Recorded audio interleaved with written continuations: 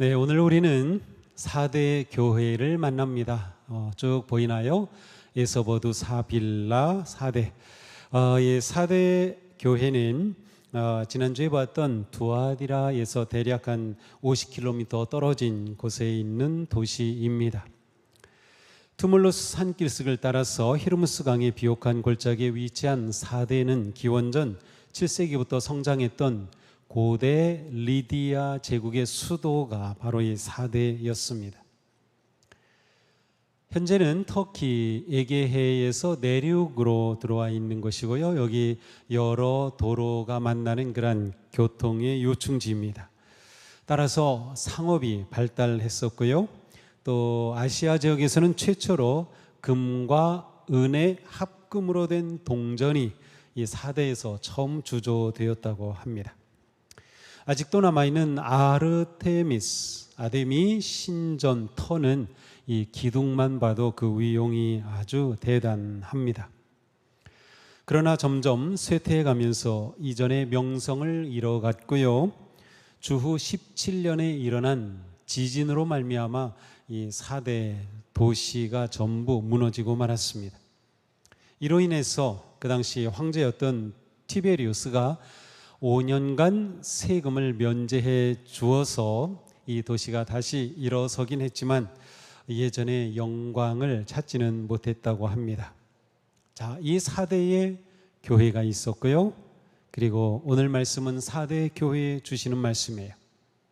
4대 교회에 나타나신 주님의 모습은 하나님의 7 영과 7 별을 가지신 분으로 소개됩니다. 7 영이라는 표현은 완전하신 주님을 의미하면서 동시에 특별히 4대 교회를 향해서는 생명의 영, 또한 부활의 영이신 주님의 의미가 깊이 담겨 있어요. 왜냐하면 이제 우리가 보겠지만 이 4대 교회에는 죽음과 관계된 그러한 책망을 받고 있기 때문이죠. 또한 7 별을 가지신 분이다. 자, 7 별이 우리가 처음 이 시리즈 설교할 때 7 교회의 사자를 의미한다는 그 해석을 보았죠. 따라서 7 별을 가지고 계시다는 것은 교회의 주인이 되신다. 교회의 사자들을 주님께서 통치하고 계신다라는 그런 의미입니다. 그러므로 생명을 주시는 영이신 주님, 교회를 통치하시고 다스리시는 교회의 주인 되신 주님께서 4대 교회에 말씀하시는 겁니다. 자, 4대 교회에 주신 말씀에서 특이한 점은 칭찬의 말씀이 없어요. 오직 책망의 말씀, 그것도 아주 격한, 강한 그러한 책망을 담고 있습니다. 따라서 오늘 우리는 이 말씀을 대하면서 좀 무엇인가 이전과는 좀 다르게 떨리는 마음으로 이 말씀을 읽게 됩니다. 자, 주님께서 이 4대 교회에 내리신 책망은 시작부터 1절부터 드러납니다. 그들의 영적 파산, 그들이 영적으로 죽었음을 선언하는 말씀이에요. 아마도 주후 17년에 지진으로 인해서 이 도시가 완전히 무너졌던 것처럼 너희들이 영적으로 무너졌다라고 하는 것을 선언하는 그러한 모습입니다. 나는 내 행위를 안다. 너는 살아있다는 이름은 있으나 실상은 죽은 것이다. 너희들 지금 죽었다라고 선언하시는 거죠. 살아있다는 이름은 있지만 진짜 너희들의 모습은 죽었다는 거예요. 사실 4대 교회는 알려진 교회였습니다. 발전하는 교회였습니다. 좋은 평판이 있는 교회였습니다. 이 4대 교회는 발람의 가르침이라든지 우리가 앞에서 봤던 이세벨의 문제 같은 것들은 없었던 것으로 보입니다. 만약 4대 교회를 방문하는 사람들에게 어땠습니까? 라고 물어본다면 이 교회는 정말 살아있는 교회 같습니다. 이 교회에서는 생기가 넘칩니다. 저렇게 활동을 많이 하고 있는 것을 보니 대단합니다. 이러한 반응들이 있을 것 같습니다. 겉으로 보기에는 살아있는 것처럼 보였어요. 그렇게 소문났던 교회였어요. 그런데 주님은 실은 죽었다라는 것입니다. 그들을 보신 주님은 말씀하십니다. 나는 내 행위가 나의 하나님 앞에서 완전하다고는 생각하지 않는다. 그들에게 행위는 있었습니다. 그런데 그 행위가 불완전하였어요. 하나님 앞에 받아들일 행위가 아니었던 것이죠. 완전하지 않다라는 말은 바로 그들의 행위는 그저 형식으로 의무감으로 하였던 행위였음을 말합니다. 기쁨으로 순종한 것이 아니었어요. 정말로 하나님의 은혜에 감사하면서 하나님의 뜻을 따른 것이 아니었어요. 형식적인 행위였던 겁니다. 그들이 얻은 명성은 사람들에게서 얻은 것이었어요. 하나님이 인정하신 것은 아니었습니다. 사람이 보는 것과 하나님이 보시는 것은 다르죠. 지난주에서처럼 불꽃 같은 눈으로 보시는 하나님 앞에 우리의 가장 깊은 것까지도 다 드러낼 수밖에 없어요. 세상이 말하는 명성, 그것에 우리가 넘어가면 안 됩니다. 자, 그러면 이 4대 교회가 영적인 생명을 잃은 채 영적인 무덤이 된 원인은 무엇일까요? 무엇이 문제였던 것일까요? 우리는 간접적으로 4절을 통해서 그 원인을 찾아볼 수 있습니다. 그러나 4대에는 자기 옷을 더럽히지 않은 사람 몇이 있다. 자, 4대에 자기 옷을 더럽히지 않은 소수의 몇 명의 사람이 있어요. 그 말은 나머지는 자기 옷을 더럽힌 자들입니다. 4대 교회의 문제는 대다수의 성도들이 자기 옷을 더럽힌 겁니다. 그리고 주님은 이것을 죽었다라고 선언하시는 겁니다. 4대 교회의 문제가 바로 이것이에요. 자, 옷을 더럽혔다, 무슨 뜻일까요? 성경에서 옷이라고 하면 그것은 그 사람의 정체성을 나타냅니다. 로마서에 보면 사도 바울은 세례를 가리켜서 그리스도로 옷을 입는 것으로 표현합니다.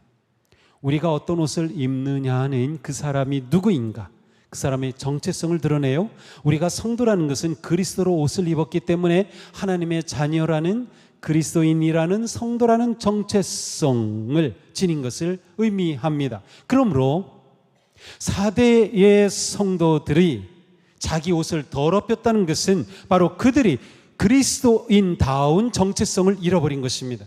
겉으로는 그렇게 보이지 않았어요. 겉으로는 괜찮아 보였어요. 오히려 좋아 보였어요. 그렇지만 속으로 부패하였던 것이에요. 그들의 진정한 성도됨을 상실한 거죠. 하나님의 자녀됨을 잃어버린 것입니다.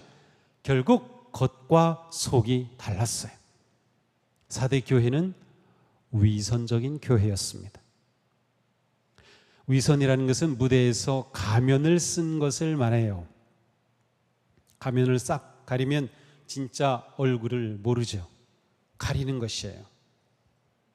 4대 교회는 가면을 쓰고 행동했던 겁니다. 그래서 그들에게 행위가 있었지만 하나님 앞에 온전하지 못했던 것이에요. 가면 뒤에 숨겨진 그들은 자기 옷을 더럽힌 영적인 타락과 더러움과 죄에 빠진 것, 그래서 그들의 내적으로는 죄로 죽어가고 있었던 것입니다. 두아디라 교회에 있었던 이세벨이라든지 에베소나 버가모에 있었던 니골라당과 같은 것들은 겉으로 드러나서 공개적이었지만 이 4대 교회에 있는 것들은 감춰져 있었어요. 대체로 더럽고 추하고 악하고 죄에 가득한 것들은 감춰져 있기 마련이에요. 그런데 4대 교회는 그것으로 모든 것들이 다 죽어가고 있었던 것이죠. 은밀하게 숨어있는 죄들이 있었던 것입니다. 그리스 역사가인 헤로도투스에 의하면 이 4대 지역에 일반 시민들에 관해서 그들은 시간이 지날수록 도덕적 기준이 해이해졌으며 노골적으로 방종을 일삼았다라는 기록을 남겨놓고 있어요. 그렇다면 아마도 그 지역에 있었던 4대 교회 성도들이 사회의 그러한 분위기, 방종으로 빠져가는 그 분위기에 그대로 물들어갔던 것 같습니다. 4대 교회 성도들은 이 시대를 본받지 말라라는 주님의 말씀과는 거꾸로 갔어요. 이 세상이나 이 세상에 있는 것들을 사랑하지 말라라는 말씀을 등졌던 것이죠. 은밀한 죄의 누룩은 점점 퍼져서 모든 반죽을 부풀게 만들듯이 4대 교회 성도들 속으로 들어와서 죄로 부패하게 되었던 것입니다. 그러니 4대 교회의 명성은 자자했지만 단지 이름일 뿐 그들의 내면은 죄로 죽은 상태였어요. 이름은 있지만 죽었다라고 선언하신 이유입니다. 자, 예수님께서 유대 땅을 거니실 때 예수님과 항상 부딪혔던 사람들이 바리새인들입니다. 그런데 이 바리새인들은 사실 굉장히 존경받는 사람들이었어요. 그들 스스로가 율법을 잘 지키기로 헌신한 사람들이었고요. 그래서 율법의 계명 조문조문을 지키기에 힘썼던 사람들. 그래서 일반 사람들은 바리새인 하면은 정말 존경하고요. 그들 앞에 머리를 숙였어요. 그런데 예수님은 바리새인들을 향해서 회칠한 무덤이라고 책망하셔요. 무덤이 있다 하는 것을 표시하기 위해 하얗게 회칠을 했어요. 겉은 하얗지만 속은 시체가 썩어가고 있는 것과 같은 거지요. 이 위선의 문제는 사실 여기는 우리 모두와 연결되어 있습니다. 누구에게나 이 문제는 들어와 있어요. 성경에 보니 사도 바울이 사도 베드로를 책망하는 그런 말씀이 나와요. 근데 그 이유가 뭔가 하면 베드로다, 이방인도 다 구속받은 하나님의 자녀들입니다. 겉으로는 그랬어요. 그래서 이방인들과 같이 막 식사를 하고 그랬는데 야고보가 보낸 사람들이 여기로 온다는 말을 듣고서 자기가 이방인들과 같이 있는 것이 들킬까 봐 얼른 그 자리를 떠나 피했어요. 이것을 알게 된 바울이 이렇게 말하는 겁니다. 나머지 유대 사람들도 그와 함께 위선을 하였고 베드로와 함께 위선을 하였고 마침내는 바나바까지도 그들의 위선에 끌려갔습니다. 이렇게 위선이라는 것은 모두에게 가까이 있는 문제입니다. 사실 지금 우리 사회는 다른 사람들에게 내가 어떻게 보이는지, 다른 사람들이 나를 어떻게 평가하는지, 다른 사람들의 눈을 의식하는 사회입니다. 이 말은 모든 사람이 위선적으로 산다는 말이에요.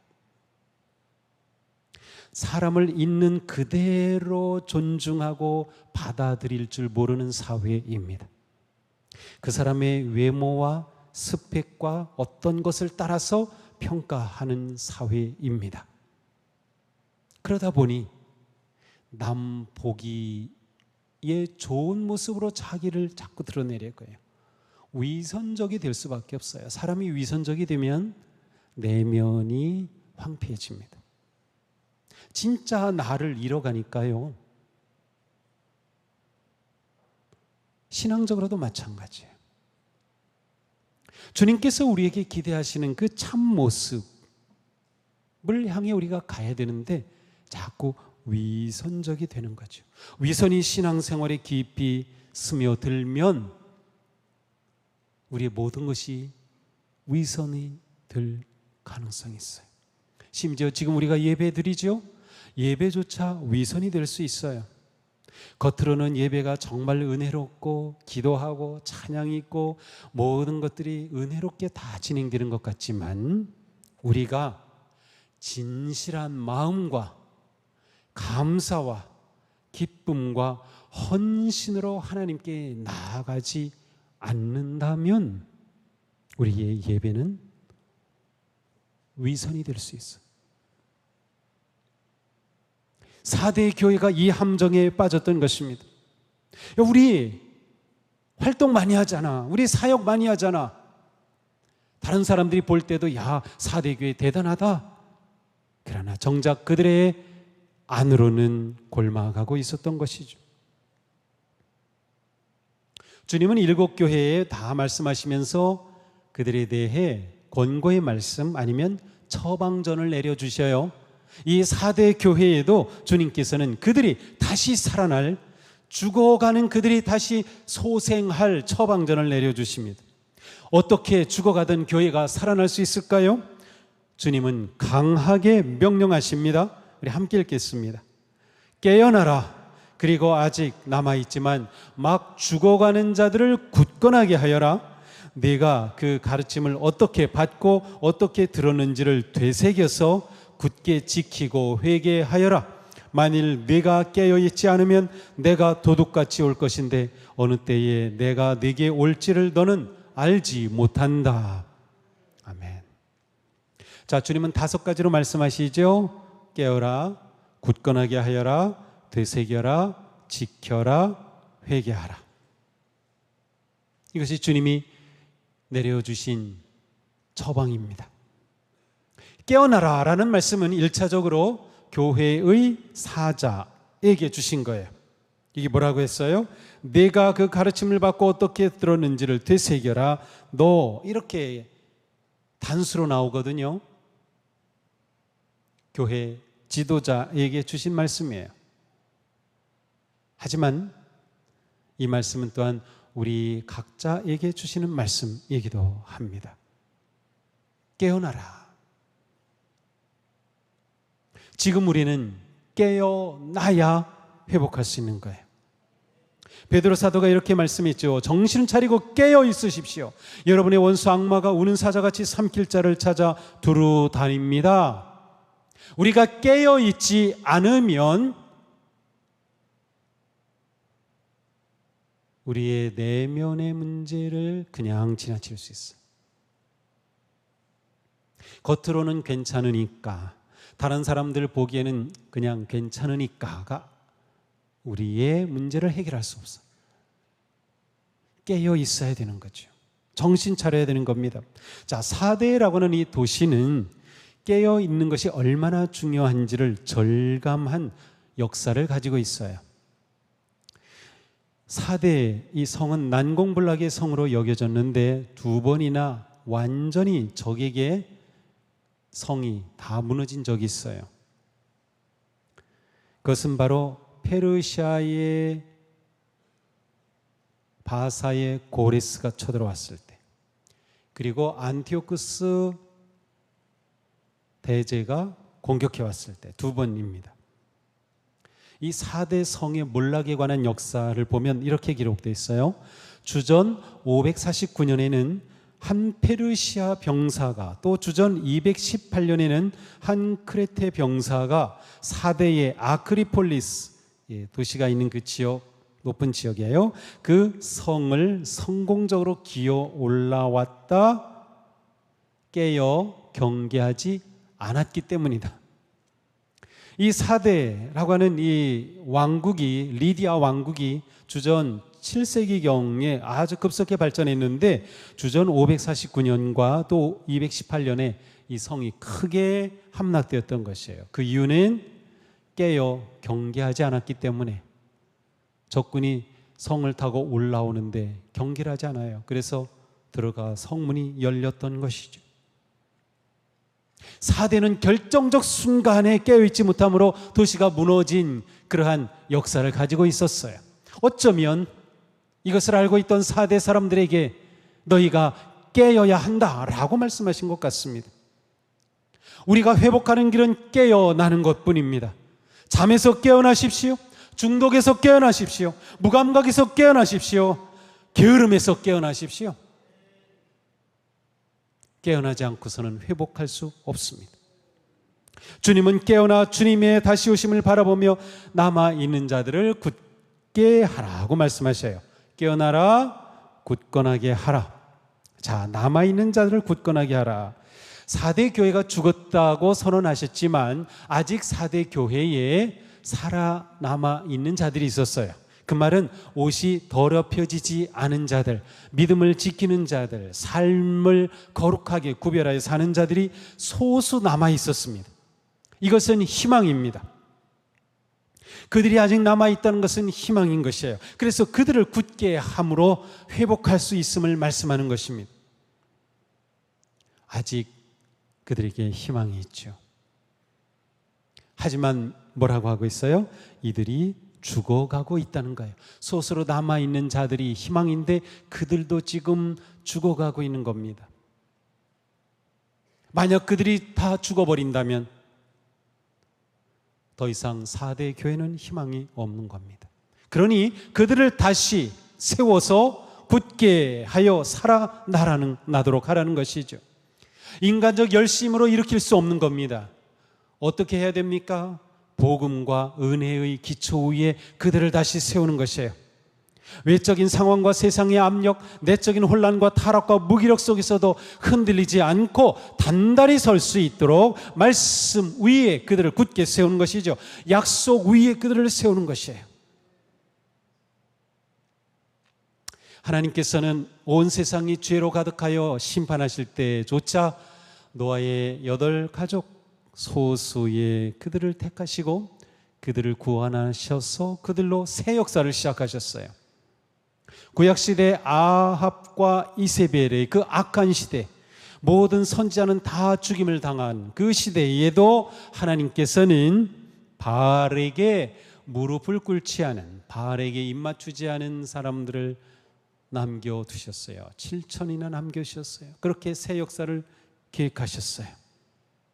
주님은 어두운 상황 속에서도 남은 자들을 일으키고 굳게 하셔서 하나님의 나라를 세워가신다. 그러니 우리는 마음을 다해 말씀을 붙잡고 우리의 믿음을 더욱 견고하게 세워가야 합니다.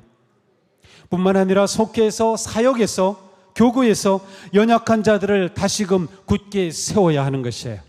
우리의 기도와 섬김과 헌신을 아끼지 말아야 합니다. 남은 자들을 그렇게 세워감으로 교회가 다시 생명을 되찾고 일어나는 것입니다. 주님은 계속해서 4대 교회 성도들이 받은 그 진리의 가르침을 되새기고 굳게 하여 지키라, 회개하라고 말씀하셔요. 되새겨 굳게 지켜 회개하라. 되새긴다는 것은 무엇이죠? 기억한다는 뜻이에요. 기억은 하나님께서 우리에게 주신 소중한 선물입니다. 자, 회개는 되새기는 것입니다. 회개는 기억에서 오는 것이에요. 자, 회개는 원래 가던 바른 길에서 벗어나서 다시 돌아오는 것이죠. 인생의 삶의 방향을 바꾸는 것, 가치를 바꾸는 것, 삶의 모든 것들을 새롭게 바꾸는 것이에요. 어떻게 바꿔야 돼요? 원래대로. 그 원래가 뭐예요? 예수 그리스도의 생명의 복음. 그것을 기억하는 겁니다. 아, 내가 누구였지? 내가 예수 그리스도의 십자가의 구속의 은혜로 구원을 받은 하나님의 자녀구나. 나는 그리스도의 사랑 안에 있는 그리스도인이구나 라는 것을 기억해내는 것입니다. 아, 내가 이러한 존재였는데를 기억할 때 그들은 회개를 할 수 있는 마음이 열려지는 거지요. 그래서 되새기고 굳게 하여 지켜서 회개하라고 말씀하시는 거예요.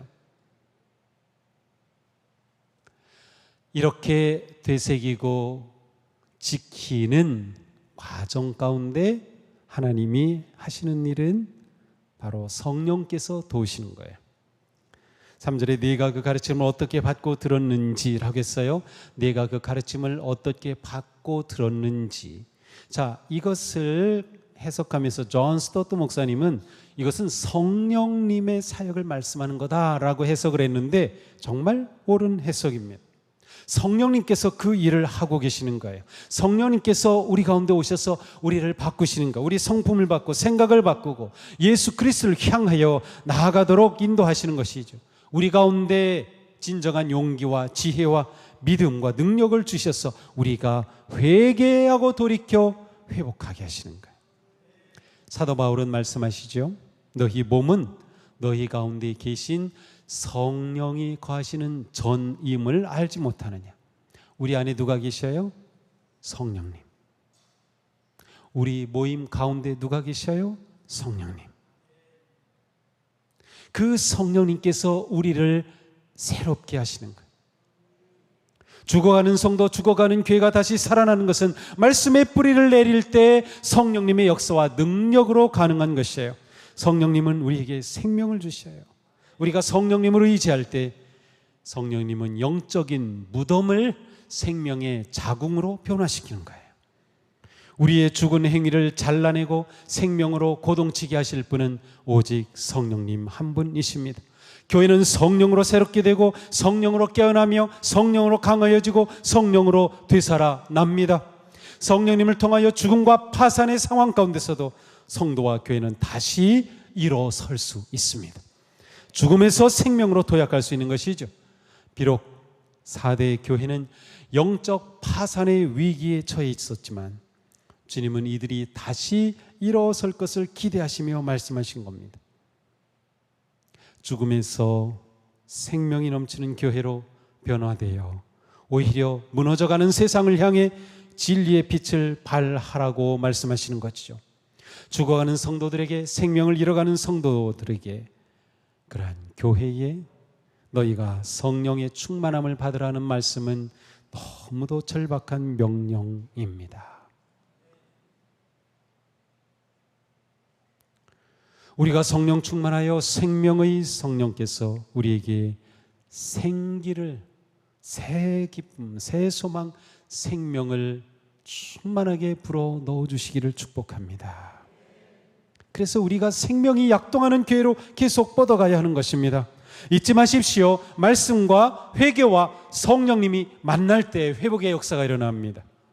말씀, 회개, 성령.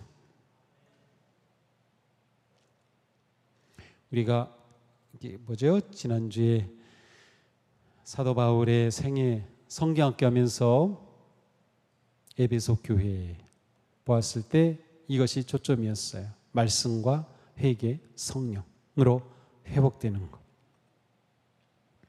그러므로 주님은 4대 교회가 깨어서 진리를 굳게 잡고 회개하라고 말씀하셨던 것입니다. 이 시간 우리의 중심을 보시는 하나님께서는 우리를 보시면서 뭐라고 말씀하실까요? 주님께서 우리의 가슴에 청진기를 대시면서 야, 네가 심장이 아주 튼튼하구나, 생명이 있구나, 살아있구나 라고 말씀하실까요? 너 지금 죽어가고 있구나 라고 하실까요? 주님께서 내 폐에다가 심장에 말씀하시면서 내 폐가 지금 숨을 잘 못 쉬는데 라고 하실까요? 건강하게 살아있구나 라고 하실까요? 자신의 삶을, 자신의 믿음을, 자기 존재를 한번 돌아보세요. 우리 교회는 살았다는 이름만 가져서는 안 됩니다. 우리 교회는 단지 좋은 이미지를 가지고 있다는 것으로 만족해서도 안 됩니다. 이름만 유명한 교회, 위선적 교회입니다. 겉으로 예배 열심이고 입으로는 하나님을 사랑한다고 말했지만 실제로 삶이 부패하고 주님을 떠났던 자들을 향해 하나님은 책망하시죠. 이 백성이 입으로는 나를 가까이 하며 입술로는 나를 존경하나 그 마음은 내게서 멀리 떠났다. 우리는 언제나 사람이 아니라 하나님, 주님께 보이려고 행동해야 합니다. 사람에게 보이려고 하면 위선이 됩니다. 하나님께 보이려고 하면 진실이 됩니다. 이게 우리가 생각을, 태도를 바꿔야 할 초점이에요. 두려운 마음으로 오늘 말씀에 귀를 기울이시기 바랍니다. 말씀에 순종하기를 힘쓰십시오. 깨어 일어나 생명을 회복하는 우리가 되기를 축복합니다. 우리에게 필요한 것은 경건의 모양이 아니라 경건의 능력입니다. 우리에게 필요한 것은 그리스도인 같은 무늬가 아니라 그리스도인의 능력입니다. 말이 아니라 삶입니다. 능력은 모양이 아니라 거룩한 삶과 내적 생명에 있습니다. 불의와 탐욕과 위선으로 가득한 이 시대에 우리 모두 참된 경건과 의와 거룩함을 붙잡아 주님의 부르심에 합당한 생명의 교회로 거듭나기를 축복합니다. 주님은 회개하고 돌이켜 믿음을 붙잡고 생명을 지키는 성도들에게 놀라운 약속을 주십니다. 4대 교회에도 약속을 주셔요. 같이 읽겠습니다. 이기는 사람은 이와 같이 흰옷을 입을 것인데 나는 그의 이름을 생명책에서 지워버리지 않을 것이며 내 아버지 앞과 아버지의 천사들 앞에서 그의 이름을 시인할 것이다. 아멘. 자, 두 가지 약속하시죠? 흰옷을 입혀주시고 생명책에서 이름을 지켜주시는가. 자, 흰옷을 입는다. 무슨 뜻일까요? 자, 4대 교회 사람들의 성도들의 문제는 무엇이었어요? 자기들의 옷이 더럽혀진 것이 문제였죠. 그래서 그들이 돌이켜 회개하고 깨닫고 나와 회복하게 되면 하나님께서 흰 옷을 입혀주시는 거예요. 세상의 죄와 유혹을 물리치고 성령님을 의지하며 새롭게 된 성도들은 영광스러운 흰 옷을 입게 된다는 것이죠. 흰 옷 역시 그의 신분을 나타내는 거예요. 네가 흰 옷을 입고 나와 함께 거닐 것이다 하셨어요. 주님과 함께 천국의 영광스러운 자리를 거니는 생명의 잔치 자리에 참여하는 그러한 모습이 그려집니까? 오직 흰 옷 입은 자만이 들어갈 수 있는 것. 주님께서는 우리에게 흰 옷을 입혀주시겠다. 믿음을 지키고 거룩한 삶을 살아낼 때 주시는 놀라운 약속입니다. 이곳에는 우리 모두 한 사람도 예외 없이 모두가 다 흰 옷을 입게 될 줄로 믿습니다. 또한 생명책을 주셔요. 생명책에서 이름이 지워지지 않을 것이라고 하셨어요. 그 말은 뭐예요? 생명책에 이름이 기록되어 있었는데 이름이 지워진 자들이 있는 겁니다. 자기 옷이 더럽혀진 자들은 이름이 지워지는 겁니다. 우리는 이미 예수 그리스도를 믿어서 우리의 이름이 생명책에 기록되어 있어요. 그런데 안타깝게 이 이름이 지워지면 어떡합니까? 주님이 약속해 주시는 거예요. 너희가 믿음을 지키고 내 말에 순종하며 거룩한 삶을 살면 너희 이름은 생명책에서 지워지지 않을 것이다. 누가복음 10장에 보면 주님께서는 제자들이 엄청난 사역을 하고 돌아와요. 그때 그들에게 말씀하셔요. 너희 이름이 하늘에 기록된 것을 기뻐하라.